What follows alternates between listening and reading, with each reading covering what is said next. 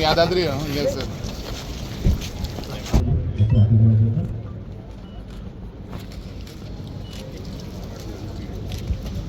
మన జనగామ జిల్లా కలెక్టర్ పాల్గొన్నారు.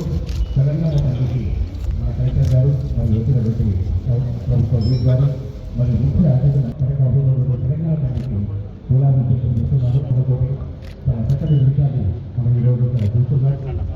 పూలమాలతో సన్మానిస్తూ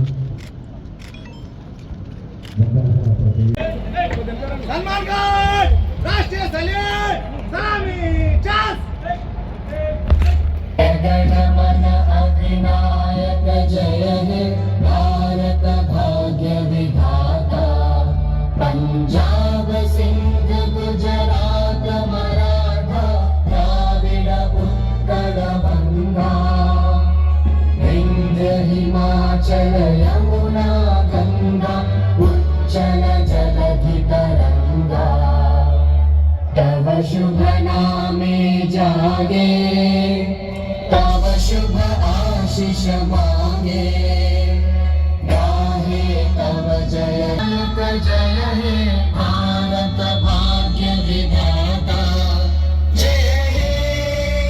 అమరులైనటువంటి ఎంతో మంది విద్యార్థులను, రైతులను, ఉద్యోగస్తులను స్మరించుకుంటూ మరి తెలంగాణ కోసం, దేశం కోసం ప్రాణాలు అర్పించినటువంటి వారికి వందన సమర్పణ పూలతోటి వారికి